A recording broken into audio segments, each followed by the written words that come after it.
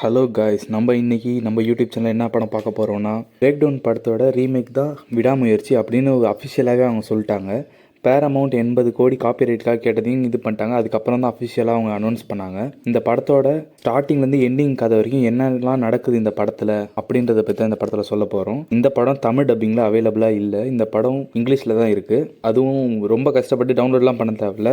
இது யூடியூப்லேயே அவைலபிளாக இருக்குது. சரி, கதைக்குள்ளே போயிடலாம் வாங்க. இந்த படத்தில் எடுத்ததும் ஒரு கப்புள்ஸ் 2 பேர் ஒரு நாட்டிலேருந்து இன்னொரு நாட்டுக்கு குடிபெயர்ந்து போகிறாங்க. அவங்க வந்து நல்லா சம்பாதிக்கிற நல்ல வேலையை விட்டுட்டு தான் அங்கே போகிறாங்க. அப்போ அப்படி போகும்போது நல்ல ஒரு ஹைவே, அங்கே வந்து திடீர்னு ஒரு கார் குறுக்கால வந்துடுது.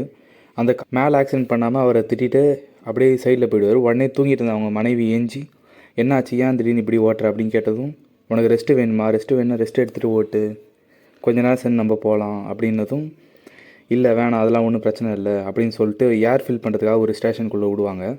அப்போ அங்கே ஒரு ஆள் திடீர்னு நடுவில் குறுக்கால வந்த ஆளும் அங்கே வந்து ஏர் ஃபில் பண்ணுவார். நீ ஏன் என்கிட்ட பிரச்சனை இது பண்ணுறியா, யாருன்னு பார்த்து பேசு, இதெல்லாம் உனக்கு அவ்வளோதான் அப்படின்னு சண்டை போடுற மாதிரி வந்து பேசுவார். இவர் அவர் ஒய்ஃபோடு இருக்கிறதுனால ஏன் நம்ம சண்டை போடணும் அப்படின்னு சொல்லிட்டு சாதுவாக பணிஞ்சு போகிற மாதிரி பேசிடுவார். அதுக்கடுத்து பார்த்து இருந்துக்கோ அப்படின்னு சொல்லிட்டு அவர் மிரட்டிட்டு போயிடுவார். சரி, இது நம்ம மறந்துடுவோம், இதுக்கப்புறம் இந்த பிரச்சனையை பெருசு பண்ண வேணாம் அப்படின்னு நினச்சிட்டு ஹீரோ அவர் அந்த பிரச்சனையை விட்டுருவார். அதுக்கடுத்து அந்த ஆள் இங்கே திருப்பி நம்மளை ஃபாலோ பண்ணிட்டு வர போகிற சொல்லிட்டு செம ஸ்பீடாக வண்டியை ஓட்டி எடுத்துகிட்டு போயிட்டுருப்பாரு. அப்போ அவங்க ஒய்ஃப் வந்து என்னெல்லாம் சாப்பிட வாங்கினேன் அப்படின்னு காட்டிகிட்ருப்பாங்க. அப்போ வந்து அதில் ஒன்றுத்தில் ஏதோ $90,000 வந்து விழுந்துரு, இதை ஜெயிச்சிங்கன்னா கொடுப்பாங்க அப்படின்ற மாதிரி சொல்லியிருப்பாங்க. ஒரு திடீர்னு கார் என்ன ஆச்சுன்னு தெரியாது, பிரேக் டவுன் ஆகி நின்றோம். ஆனால் அந்த கார் புது காருன்றனால எப்படி இந்த கார் பிரேக் டவுன் ஆகும், புது கார் அப்படின்னு ஹீரோ மனைவி கிட்டே சொல்லுவார். உடனே இறங்கி பார்க்குறேன்னு சொல்லிட்டு ஃப்ரண்ட்டு இதை ஓப்பன் பண்ணி பார்ப்பார். எல்லாம் கரெக்டாக இருக்க மாதிரி தான் இருக்கும். சரி, என்ன பண்ணுறது அப்படின்னு யோசிச்சுட்டு இருக்கும்போது அப்போ ஒரு கார் பின்னாடி வரும். அந்த கார் யாருன்னா அங்கே மொத்தம் திட்டினாங்கல்ல, அவன் காரே பின்னாடி வந்துட்டுருக்கும். அவன் நிறுத்துவான்னு பார்க்கும்போது அவன் மாட்டுன்னு வேகமாக போயிடுவான். அதுக்கடுத்து கொஞ்ச நேரம் கழிச்சு ரொம்ப தூரம் போயிட்டு திருப்பிட்டு வருவான் காரை. அந்த டைமில் பின்னாடி இருந்து ஒரு ட்ரக்கு வந்துடும். அந்த ட்ரக்கு வந்து நின்று, உங்களுக்கு எதாவது உதவி வேணுமா அப்படின்ற மாதிரி ஹீரோ வந்து உதவிக்காக கேட்பார். அவரும் இறங்கி வந்து அவருக்கு உதவி பண்ணுவார். அதை பார்த்துட்டு அந்த காரு வந்து இடைய போயிடுவார். கார் பிரேக் டவுன் ஆகிடுச்சின்னு இவர் அந்த ட்ரக்காரர்கிட்ட சொல்லும்போது, காரை வந்து வாரம் விடலாம் அப்படின்னு சொல்லிட்டு 2 பேர் சேர்ந்து தள்ளுவாங்க. தள்ளி காரை வாரம் விட்டுருவார். அதுக்கடுத்து அந்த ட்ரக் டிரைவர் வந்து, உங்களுக்கு எதாவது உதவி வேணும்னா சொல்லுங்கள், இங்கேருந்து எவ்வளோ தூரம் இருக்குது அடுத்த ஸ்டேஷனுக்கு, டோ கார் எங்கேருந்து ஹெல்ப் கூப்பிடலாம் அப்படின்னு கேட்கும்போது, இங்கேருந்து கொஞ்சம் தூரம் தான், 5 மைல் தான் இருக்குது அப்படின்னு சொல்லிட்டு அவர் போயிடுவார். அதுக்கடுத்து அவங்க ஒய்ஃப் வந்து, ரொம்ப வெயிலாக இருக்குது, தாகமாக இருக்குது, உனக்கு எதாவது வேணுமா, நான் எதாவது போய் வாங்கிட்டு வரேன், அங்கேருந்து எதாவது டோ கார் அனுப்புகிறோம் அந்த கார் நம்ம கூப்பிட்டு வரத்துக்கு அப்படின்னு சொல்லிட்டு அவங்க மனைவியை மட்டும் அனுப்பிடுவார். இவர் கார்லேயே இருந்துருவார். அவர் அந்த ட்ரக்கில் ஏறி அவங்க மனைவி போயிடுவாங்க. இவர் பாய் காட்டிட்டு அங்கேயே நிற்பார். போனவங்க தான். அதுக்கப்புறம் வரவே இல்லை, ரொம்ப நேரம் ஆயிடுச்சின்னு சொல்லிட்டு என்ன தான் ஆச்சுன்னு காரை தொட்டு பார்ப்பாரு. அப்போ திடீர்னு பேட்ரி ஒயர் கட் ஆகிருக்கிறத பார்ப்பாரு. உடனே அந்த பேட்ரி ஒயரை மட்டும் கனெக்ட் பண்ணிவிட்டு காரை எடுத்துகிட்டு அந்த பக்கத்தில் இருக்க ஒரு பார் கிட்ட போவார். காரை நிறுத்திட்டு உள்ளே போய், என் மனைவி இப்படி இருப்பாங்க, ஒயிட் ஹேர், ஸ்வெட்ரு போட்டிருப்பாங்க அப்படிலாம் சொல்லி, எங்கே இந்த ட்ரக்குக்காரங்களோட வந்தாங்களா அப்படி இப்படின்னு கேட்பாரு. உடனே அந்த பார் கார் வந்து அவ்வளோவா ஒழுங்காக ரெஸ்பான்ஸ் பண்ணாமல் கொஞ்சம் அரைகுறையாக தான் ரெஸ்பான்ஸ் பண்ணுவார். டென்ஷன் நம்பால் வெளில வந்து பார்ப்பார். என்ன பண்ணுறது தெரியாமல் திருப்பி அந்த பாருக்குள்ளேயே போயிட்டு, என் மனைவி திருப்பி இங்கே வந்தாங்கன்னா நான் இங்கே வந்துட்டு போனதை சொல்லுங்கள், அவங்களை இங்கேயே பிடிச்சி வச்சுக்கோங்க, எங்கேயும் போக விடாதீங்க அப்படின்னு சொல்லிட்டு போவார். அதுக்கடுத்து அவர் காரை எடுத்துகிட்டு போகக்குள்ளே அந்த ட்ரக்கை பார்ப்பார்.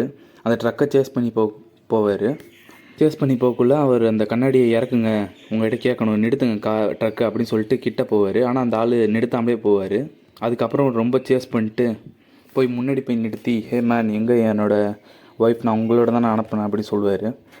நான் இது வரைக்கும் உங்களை பார்த்ததே இல்லை, யார் நீங்கள் அப்படின்னு அந்த ட்ரக்கார் கேட்பார். உடனே ஒரு டென்ஷன் ஆகி ட்ரக்குக்குள்ளே ஏறி போய் பார்ப்பார். அப்போ அந்த டைமில் ஒரு போலீஸ்கார் வந்து அங்கே வராரு. போலீஸ்கார், இவர் தான் என்னோடய ஒய்ஃபை நான் அனுப்பினேன், இவங்க என்னை பார்த்ததே இல்லைன்றாரு, என் ஒய்ஃப் எங்கன்னு கண்டுபிடிச்சி கொடுங்க அப்படின்னு போலீஸ்கார்கிட்ட சொன்னதும், நான் இது வரைக்கும் இவர் என் வாழ்க்கையிலே பார்த்தது இல்லை, இவர் என் மேலே வீணாக பழி சுமத்துறாரு அப்படின்னு இவர் சொல்லுவார். உடனே போலீஸ்காரரும் ட்ரக்குக்குள்ளே ஏறி என்னெல்லாம் இருக்குது, என்ன ஆச்சு அப்படின்னு பார்ப்பாரு. ஃபுல்லாக செக் பண்ணதுக்கப்புறம் யாருமே இருக்க மாட்டாங்க. சரி ட்ரக்கார் நீங்கள் போங்க அப்படின்னு போலீஸ்கார் சொன்னதும் இவர் டென்ஷன் ஆகி ட்ரக்குக்குள்ளே ஏறி பார்ப்பாரு. ட்ரக்குக்குள்ளே பார்த்தா ஒன்றும் இல்லை, இவருக்கெல்லாம் என்ன பண்ணுறதுனே தெரியாது. போலீஸ்கார், நீங்கள் அவரை விட்டு தான் ஆகணும் அப்படின்னு சொல்லிட்டு ட்ரக்குக்காரரை அனுப்பி விட்ருவார்.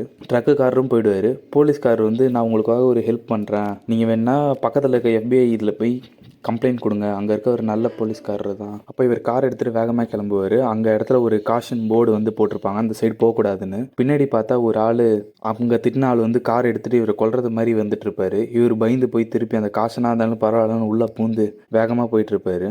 கார் புது காரன் கூட பார்க்காம அடி அடிச்சு செம வேகமாக ஓட்டுவார். அங்கே திடீர்னு பார்த்தா அங்கே ஒரு டெட் எண்ட் மாதிரி இருக்குது, ரிவர் மாதிரி இருக்குது. டப்புன்னு அந்த என்னன்னாலும் பரவாயில்ல ரிவருக்குள்ளேயே வண்டியை விட்டுறாரு.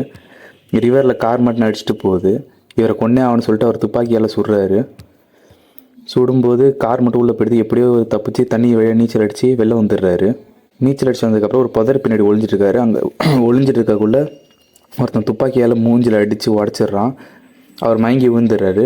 அவர் டிக்கிக்குள்ளே வச்சுருக்காங்க. அதுக்கடுத்து அந்த டிக்கியை ஓப்பன் பண்ணால் இவங்க 2 பேர் நின்று பிளாக்மெயில் பண்ணுறாங்க. உன் பேங்க் அக்கௌண்ட்டில் எவ்வளோ காசு இருக்குன்னு சொல்லிவிடு, உன் ஒய்ஃப் எங்ககிட்ட தான் இருக்கா அப்படின்னு பிளாக்மெயில் பண்ணுவாங்க. அவன் வந்து முதல்ல எவ்வளோ கரெக்டாக இருக்குன்னு தெரியல அப்படி இப்படின்னு கொஞ்சம் மழுப்புவான். உங்கள் ஒய்ஃப் எங்கள்கிட்ட எல்லாத்தையும் சொல்லிட்டா, அவள் சொன்னது கரெக்டாக நீயும் சொன்னால் நீங்கள் தப்பிச்சிங்க அப்படின்னு மிரட்டுவாங்க. அவன் கன்னல் பாயிண்ட் கிட்டே வச்சு மிரட்டும் போது டப்புன்னு அவன் சொல்லிடுவான் $90,000 இருக்குன்னு.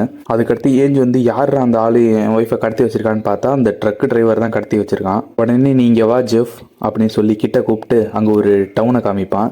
அந்த டவுனில் இருக்க பேங்க்கில் போய் நீ உன்கிட்ட இருக்க மொத்த பணத்தையும் எடுத்து வந்து என்கிட்ட கொடுத்தா தான் அந்த உன் ஒய்ஃபை நான் விடுவேன் அப்படின்னு சொல்லுவான். அந்த பைனாகுலரில் அந்த டவுனோட பேங்க்கை பாரு, அங்கே ஒரு 2 காப்பு தான் இருக்காங்க. ஒருத்தர் வந்து ஆக்சிடென்ட் எதாவது ஆகிடுச்சா, என்ன இது எதாவது ஆச்சான்னு ரோந்து பணியில் இருப்பார். அவர்கிட்ட மட்டும் கவனமாக இரு, அவர்கிட்ட மாட்டிக்காமல் என் பணத்தை பத்திரமா கொண்டு வந்து சேர்த்துரு அப்படின்னு மிரட்டுவார். அதே போல் அவரும் அந்த டவுனுக்குள்ளே வேகமாக ஓடி போயிட்டு பேங்க்கில் பணத்தை எடுக்கிறதுக்காக உள்ளே போவார்.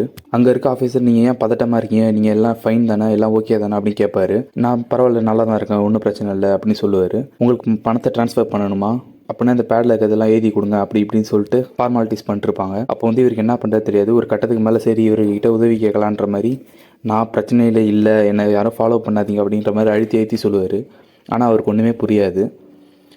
ஸோ உடனே அவர் ட்ரான்ஸ்ஃபர் பண்ணுற நேரத்துக்காக உள்ளே போவார். அந்த டைமில் இவர் பாத்ரூம்குள்ளே போய் ஏதாவது வெப்பன் ஏதாவது கிடைக்குமா அப்படின்னு சொல்லிட்டு ட்ரெஸ்ஸுக்குள்ளே சொருவி வைப்பார்.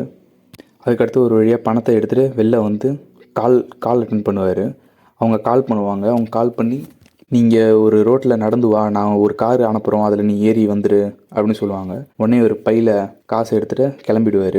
ஒரு கார் அது போல் வரும். உடனே அங்கே கடத்தின ஒரு ஆள் வந்து வருவார். அவர் வந்து பணத்தை காருக்குள்ளே போடு, நீ திரும்பி நில்லு அப்படி சொல்லுவார். என்னால் முடியாது, என்னை ஏமாத்திட்டு போயிடுவீங்க நீங்கள் அப்படி இப்படின்னு கொஞ்சம் இது பண்ணுவார். உடனே நீ பைய காருக்குள்ளே போட்டு நீ திரும்பி நில்லு அப்படின்னு சொல்லிட்டு நீ கையை டேப்பால் சுற்றிட்டு ஒட்டி உள்ளே இழுத்து தூக்கி போட்டுருவாரு. அதுக்கடுத்து நீ ஒரு சரியான முட்டாள், ஒன்ன மாதிரி ஒரு முட்டாள் என் வாழ்க்கையிலே பார்த்தது இல்லை அப்படின்னு சொல்லிட்டு காசை மூந்துட்டு ஜாலியாக வந்துட்டு இருப்பார். அந்த டைமில் கையில் வச்சிருந்த கத்தியை எடுத்து அவர் டேப்பை அறுத்துட்டு கை கட்டை பிரிச்சுட்டு அவர் கூட சண்டை போட்டு அவர் கழுத்துலேயே கத்தி குத்திடுறாரு. அதுக்கப்புறம் அவரை கட்டி போட்டு அந்த காரை எடுத்துகிட்டு வேகமாக ஓட்டிகிட்டு போகிறாரு. அந்த டைமில் அங்கே ஒரு போலீஸ்கார் வராரு. இவர் என்ன காரை இப்படி கண்ணா பின்னான்னு ஓட்டுறாங்கன்னு சொல்லிட்டு அந்த காரை ஃபாலோ பண்ணிட்டு வருவார். இவர் வந்து அங்கே இருக்க பக்கத்தில் இருக்க போலீஸ் ஸ்டேஷனுக்கு இன்ஃபார்ம் பண்ணுறாரு, எனக்கு பேக்கப் வேணும், இங்கே எதோ நடக்குது அப்படின்னு சொல்லிட்டு. டப்புன்னு இவன் வந்து கையில் துப்பாக்கி வச்சுருக்கான். அவன் ஹாஸ்டேஜ் மாதிரி இருக்கான். அதை பார்த்துட்டு காரை வந்து ஸ்டாப் பண்ணிட்டு போலீஸ் ஆஃபீஸர்கிட்ட இவன் போய் கேட்குறான், நான் கண்டுபிடிச்சிட்டேன் என் ஒய்ஃபை, இவங்க தான் என் ஒய்ஃபை கடத்தி வச்சுருக்காங்க, எப்படியாவது என்னை காப்பாற்றி கொடுங்க அப்படின்னதும், நீ முதல்ல கையை தூக்கு, கையை கட்டி கீழே போய்டு, தலையை கீழே ஹெட் டவுன் அப்படி சொல்கிறாங்க. அதுக்கப்புறம் கன்னை தூக்கி போட சொல்கிறாங்க. கன்னை தூக்கி போட்டதுக்கப்புறம் அதே சமயத்தில் இவன் வந்து அந்த கட்டெல்லாம் பிரிச்சுட்டு அந்த போலீஸார்கிட்ட வரான். போலீஸை டப்புன்னு சுட்டுடுறான். அவர் ஷோல்டர் தான் அடிப்படுது. உடனே இவன் ஏஞ்சி போய் அவனை மிரட்டுறான். அவனை மிரட்டுற கேப்பில் அவன் போய் துப்பாக்கி எடுக்க பார்க்குறான். அந்த டைமில் இவன் வந்து துப்பாக்கியை நீட்டி சும்மா கம்முன்னு நில்லு அப்படின்னு சொல்லும்போது போலீஸ்காரன் அவனை சுட்டுடுறான். இங்கே ஒரு போலீஸ்கார் அடிபட்டார், ஆம்புலன்ஸை வர வைங்க அப்படின்னு சொல்லிட்டு ஹீரோ வந்து அந்த போலீஸ்காரனோட வாக்கி டாக்கியில் சொல்லிட்டு அவன் கார் எடுத்துகிட்டு கிளம்பிடுறான் வேகமாக. அவன் எங்கே போகிறான்னா அந்த ட்ரக்லாம் இருக்க இடத்துக்கு போயிடுறான். அங்கேருந்து அவன் ட்ரக்கை எடுத்து அந்த ட்ரக்காரன் தலையில் கன்னை வைக்கலான்னு போகிறப்ப அவன் பேசுறது கேட்குறான். அவன் வீட்டில் இன்னொரு ட்ரக் வந்து நிற்கும், அதில் தான் நீ நைட்டு ஃபுல்லாக கூட வச்சு ஓட்டு, நம்ம நைட்டு வந்து எங்கள் வீட்டில் வந்து பார்க் பண்ணிடலாம் வண்டியை, அந்த பொண்ணையும் கூட்டு வந்துடு அப்படி சொல்லிடுறான். இவனும் அதுக்கேற்ற மாதிரி இவன் அந்த ட்ரக்கு கீழே வந்து பதுங்கிக்கிறான். எப்படியோ கஷ்டப்பட்டு அந்த ட்ரக்குக்கும் அந்த கண்டெய்னருக்கும் நடுவில் வந்து நின்றுடுறான். அதுக்கப்புறம் அவன் வீட்டுக்குள்ளே போகிறான். வீட்டுக்குள்ளே போனதும் அவன் பையன் ஒருத்தன் இருக்கான், அவங்க ஒய்ஃப் இருக்கான். எப்போ வர டைம் ஆகுது அப்படி இப்படின்னு ஏதோ பேசிக்கிறாங்க. அதுக்கடுத்து இவன் அந்த ட்ரக்கில் இருந்து ஒளிஞ்சி ரூஃப் வழியாக மேலே ஏறி உள்ளே ஷெட்டுக்குள்ளே போய் ஒளிஞ்சிக்கிறான். கொஞ்ச நேரத்துக்கு அப்புறம் அவன் ஒய்ஃபை கடத்தி வச்சிருந்த ட்ரக்கும் உள்ளே வந்து பார்க் பண்ணிடுறாங்க. அவன் அதை பார்த்துட்டே இருக்கான். உள்ளே இருந்து அவன் ஒய்ஃபை இழுக்கிறாங்க. அவன் ஒய்ஃபை வந்து ஏதோ மூட்டையில் கட்டியிருக்காங்க. அவள் செத்துட்டாளா என்னன்னு பார்க்குறாங்க. சாவு கூட வாய்ப்பு இருக்குன்னு சொல்லிட்டு தட்டி தட்டி பார்க்குறாங்க. செத்த மாதிரி தான் இருக்கா. புதைச்சிடலாமான்னு பேசிகிட்டு இருக்காங்க. அப்போ இவனுக்கு செமையாக ஹீரோ கோவம் வருது. திடீர்னு தூக்கும்போது டப்புன்னு அவள் துடிக்க ஆரம்பிச்சிடுறா. எல்லாரும் பயந்து கீழே போட்டுடுறாங்க. அதுக்கடுத்து கீழே ஒய்ஃபை போட்டதும் தலையை பிரித்து பார்க்குறாங்க. அவள் அப்போ மேலே பார்க்கும்போது ஒரு கண்ணு மட்டும் தெரியுது. உன் ஹஸ்பண்ட் இங்கே தான் இருக்கான், நம்மளை காப்பாற்றிடுவான்னு நம்பி அவள் அமைதியாகிறா. அதுக்கடுத்து அவளை கீழே கிடங்களை போட்டு அவளை அடைச்சிடுறாங்க. ஹீரோ வந்து அதை பார்த்துக்கிட்டே இருக்காரு. அதுக்கடுத்து அந்த கிடங்கு ஓப்பன் பண்ணுறதுக்காக ட்ரை பண்ணுறாரு. ஆனால் முடியல, ரொம்ப கஷ்டமாக இருக்குது, ரொம்ப டைட்டாக இருக்குது. அதனால் எதாவது கிடைக்குதா அப்படின்னு தேடிக்கிட்டே இருக்கும்போது ட்ரக்குக்குள்ளே போய் தேடுறாரு. அப்போ அவருக்கு ஒரு கன்று கிடைக்குது. அந்த கன்னை எடுத்துகிட்டு அப்படியே அவர் வீட்டுக்குள்ளே போகிறாரு. வீட்டுக்குள்ளே போய் என் கீயை கொடுத்துட்டு என் ஒய்ஃபை கூட்டிகிட்டு நான் போகணும், கிளம்புறேன் அப்படி சொல்லிட்டு சொல்கிறான். ஒய்ஃபுக்கு வந்து செம்ம ஷாக்காக இருக்குது. நீ ஒரு கிட்னாப்பரா அப்படி இப்படின்னு. டப்புன்னு அவன் பையன் வந்து பின்னாடி கன்னை வச்சுட்டு நிற்கிறான். நீ கன்னை கீழே போடு, நான் சுற்றுறோம் இல்லைனா ஒன்றை அப்படி சொல்கிறான். நீ அவனை இப்படிலாம் சுடக்கூடாது என்ன அப்படி இப்படின்னு சொல்லிட்டு அவன் குழந்தைய தள்ளி விட்றான். டப்புன்னு அந்த புல்லட் பாஞ்சு ஒரு அங்கிள் மேலே பட்டுருது. அதுக்கடுத்து அவன் ஒய்ஃப் எல்லாரையும் கூட்டிட்டு அப்படியே கன் பாயிண்டில் வச்சுட்டு கூப்பிட்டு வந்து அந்த கீயை வச்சு ஓப்பன் பண்ண சொல்கிறான். அவங்க ஒய்ஃப் வந்து எல்லாத்தையும் திறந்து விட்டு அவன் ஒய்ஃபையும் கண்டுபிடிச்சி திறந்து விட்டுடுறாங்க. அதுக்கடுத்து 2 பேர் ஒன்று சேர்ந்துடுறாங்க. அதுக்கடுத்து எல்லாரையும் அந்த கிடங்குலே போட்டு அடைச்சிட்றான் அவன்.